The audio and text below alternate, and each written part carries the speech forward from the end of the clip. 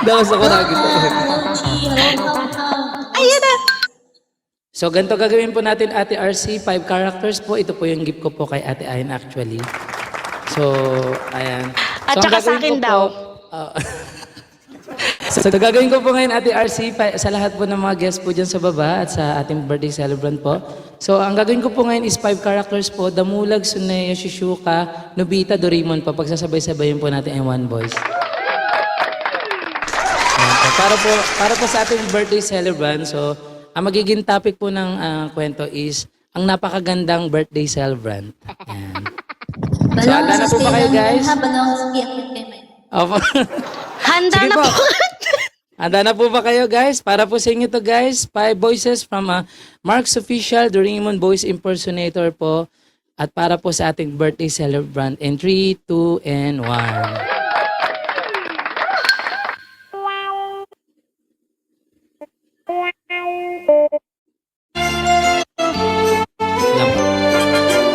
Okay. Ang napakagandang birthday celebrant!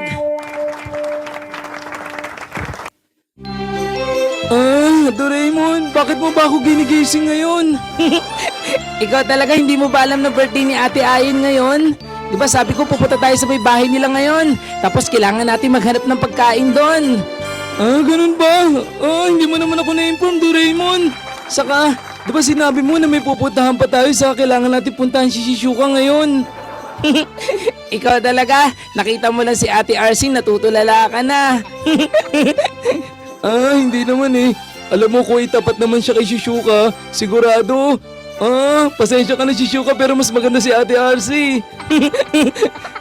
Ikaw talaga, bolero ka. Pero maiba tayo, Nobita. Alam mo ba ngayon, nagse-celebrate ngayon si Ate Ayan ng kanyang kaarawan.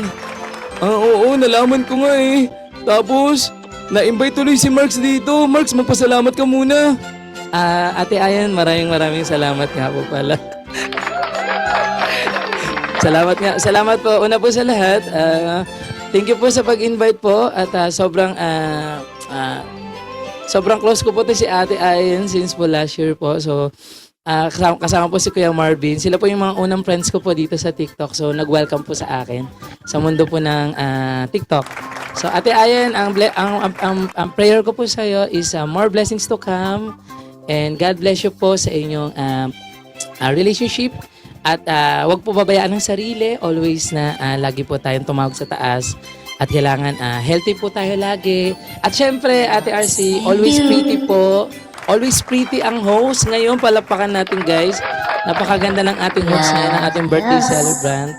At ayun po muli, Doraemon, magpasalamat ka muna, dali. Ikaw talaga, Marks. Ako muna nagsasalita dito ngayon. Sige. Muli po, nagpapasalamat nga po pala ako sa iyo, Ate Ayin. Ako nga po pala si Nobita. Muli, nagpapasalamat po ako sa inyo. Hindi pa po ako nakapagsasalita pero ako po si Shizuka. At syempre, hindi niyo pwedeng hindi ako kasama, Ate Ayan. Ako na mga po si Damulag. Ang gwapo ko. Huwag kang patawa-tawa, RC. Sa gantong kahabang uso ko, ako si Tsuneo. At syempre, ako naman po yung huling characters ni Marks. Muli, maraming salamat po sa inyo.